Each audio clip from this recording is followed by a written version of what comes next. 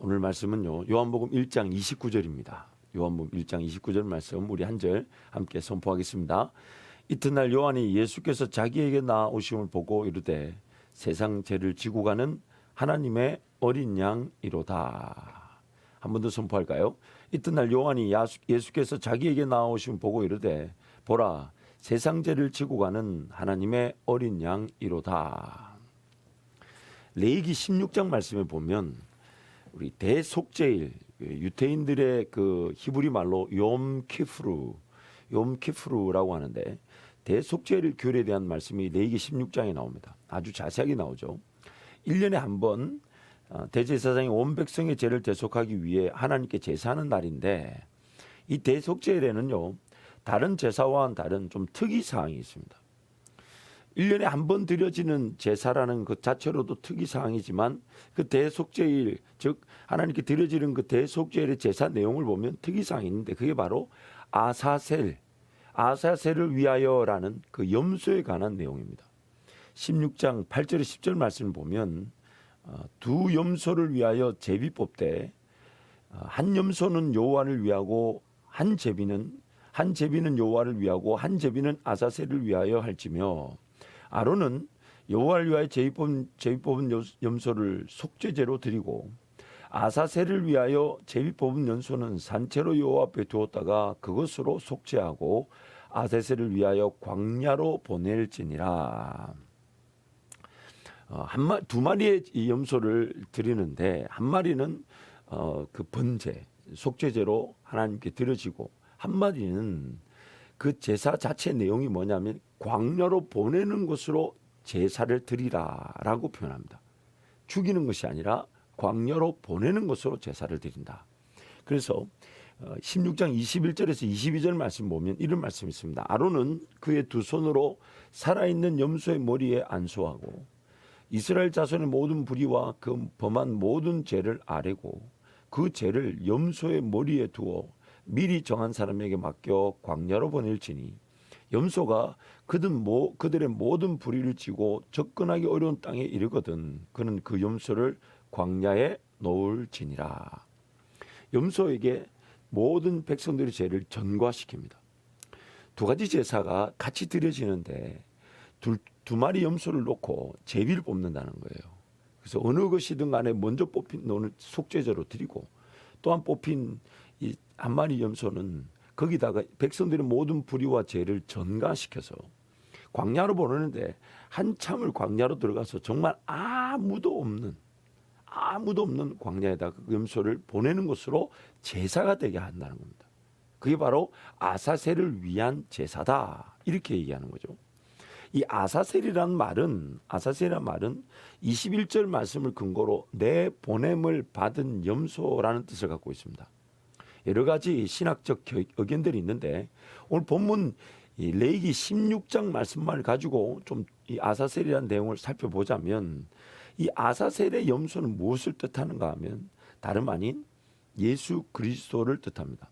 왜냐하면 구약에 나타난 모든 희생제사는 누구를 상징하냐면 예수 그리스도를 상징하기 때문입니다. 그래서 우리가 항상 레위기 말씀을 볼 때 대전제 모든 구약의 희생제사는 예수 그리스도를 모형으로 한다는 것을 전제로 하고 해석할 수가 있습니다. 그래서 첫 번째는 대속죄일 욤키프루라는 1년에 한 번 대제사장이 하나님께 드릴 수 있는 지성소에 들어가는 날. 지성소에 들어가는 날은 그 대속죄일 하루입니다. 그날에만 온 백성의 죄를 하나님께 속죄하는 날이죠. 그렇기 때문에 예수 그리스도의 제사의 완벽한 모형입니다. 그리고 대속죄일 제사에는 두 가지가 함께 드려져야 되는데 죽음의 값을 지불하는 제사와 산채로 광야로 보내지는 제사. 다시 한번요. 죽음의 값을 지불하는 제사와 또한 한 마리 염소는 그에게 모든 백성의 죄와 불의를 그에게 전가시켜서 광야로 보내지는 제사 두 가지를 드린다는 것입니다. 산채로 광야로 내보내는 제사라는 것은 일정 기간 동안 광야에서 삶을 사는 것으로 그 불의와 죄가 대속된다는 것이죠. 이게 중요합니다. 광야에서 살아야 되는 그 염소는 사는 것으로 제사 즉 하나님께 희생을 드리는 것인데 그 제사의 내용이 뭐냐면 일정 기간 동안 아무도 없는 광야에서 삶을 살아야만 한다는 것입니다. 그래서 아세셀을 위하여라는 그 염소는 광야로 내보내지게 될 때 아무도 없는 춥고 어두운 광야에서 두려움과 배고픔으로 울부짖다가 마침내는 광야의 야수들에게 물어뜯기어 고통당하며 처참하게 죽임을 당하게 됩니다. 결국 그 아사셀을 위하여라고 구분되어진 그 염소도 그 광야에서 일정 기간 삶을 보내다가 마침내는 죽임을 당하는 것입니다. 결국 이 속죄 그 자리에서 번제로 드려지는 제물이나 광야에서 죽게 된 제물이나 다 예수 그리스도를 상징하는 것입니다. 즉 마침내는 죽을 그 십자가를 향해 이 땅에서 하나님의 그 죄인들을 위한 대속의 길을 걸어가셨던 예수님, 광야에서의 삶, 인생을 살아내셨던 예수님, 그 예수님을 뜻하는 것입니다. 예수 그리스도께서 우리를 위해 죽음의 제사와 광야 같은 인생길을 살아가셔야만 하는 삶의 제사를 치루어 주셨다는 것입니다. 그래서 예수 죽음을 우리의 죽음으로 여기게 될 때 우리는 이 두 가지 예수 그리스도를 통한 제사의 그 은혜를 입게 되는데, 첫 번째는 언제든지 하나님께 우리가 나아갈 수 있는 죄가 회복되어진 제가 회복되어진 죽음의 제사, 예수가 죽었을 때 나도 예수와 함께 죽어버리는, 그래서 우리는 언제든지 하나님께 나아갈 수가 있게 되었죠. 또한 우리는 남겨져 있습니다.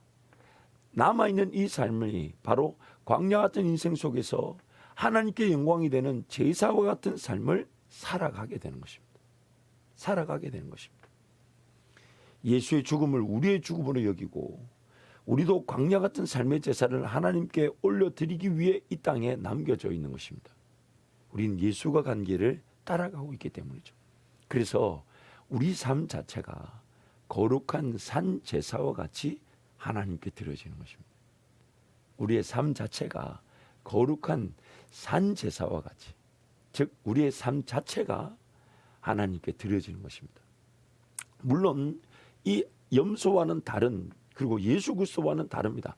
예수 그리스도 그분은 우리의 죄 때문에 그 죽어져야 될 뿐만 아니라 광야 같은 인생길을 사시면서 하나님께 영광이 되셨죠.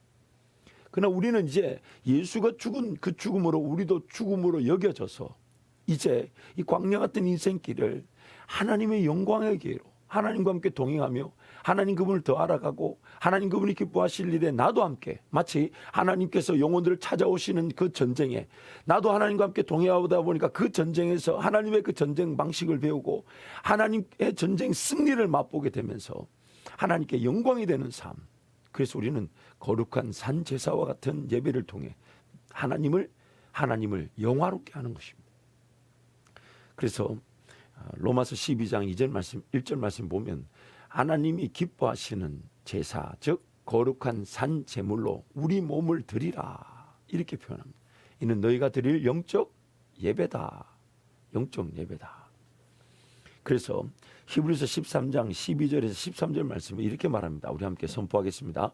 그러므로 예수도 자기 피로써 백성을 거룩하게 하려고 성문 밖에서 고난을 받으셨느니라. 그런즉 우리도 그의 치욕을 짊어지고 영문 밖으로 그에게 나아가자. 성문 밖, 광야, 사람이 없는 곳. 히브리서 13장 15절 16절은 이어서 이렇게 말합니다. 그러므로 우리는 예수로 말미암아 항상 찬송의 제사를 하나님께 드리자. 이는 그 이름을 증언하는 입술의 열매니라. 오직 선을 행함과 서로 나누어 주기를 잊지 말라. 하나님은 이 같은 제사를 기뻐하시느니라. 그러면서 이제 모기를 패하는 어떤 자들의 습관과 같이 하지 말라, 그런 말씀이 이어져서 이렇게 등장하는 것이죠. 오늘 우리의 이 삶의 목적은 예수의 죽음으로 나도 함께 죽었고 이제 예수의 부활하심처럼 이 땅에서 광야 같은 인생이지만 그 땅 가운데서 하나님께 영광이 되는 산 제사와 같은 예배를 드리는 자로 살아가게 됩니다. 아사셀을 위하는 그 염소는 바로 예수 그리스도였고, 또한 예수 그리스도를 통해 우리도 광야 같은 인생길에서 하나님께 향기로운 제사와 같은 예배자, 거룩한 산재물, 살면 살수록 하나님께 영광이 되는 예배, 살면 살수록 하나님 더 기뻐하는 제사와 같은 그런 삶을 우리가 살아가는 것이죠. 참 이 광야라는 말은 두 가지 이중적인 의미가 있습니다. 아무도 없는, 그래서 그 가운데서 철저하게 세상 가운데서 버려진 듯 보이고 삶을 포기해야 되는 듯 보이지만 하나님은 그 가운데서 우리를 기다리고 계십니다. 왜냐하면 우리란 존재가 광야 같은 상황과 환경이 아니면 하나님을 쉽게 찾지 않더라는 거예요. 그래서 예수 그리스도와 함께 동행한 자들은 그 광야 훈련 학교를 통해 광야적 삶의 자세로 약속의 땅을 차지하는 은혜를 누렸다고 성경이 말합니다. 그래서 우리는 광야 같은 인생길, 외로울 수 있고 고독할 수 있고 정말 먹을 것 마실 것 입을 것이 오직 하나님께로부터 주어지는 것이 아니면 도저히 주어질 수 없습니다. 또 언제 어떻게 그런 영적 대적 세력들, 그런 광야의 야수들, 짐승들에게 잡아먹힐지 모르는 염소와 같은 상황이지만 그 하나님이 우리를 이리 가운데로, 늑대들 가운데로 우리를 내어보낸다. 그러므로 뱀같이 지혜롭고 비둘기처럼 순결하라. 그렇게 말씀하셨던 것이죠.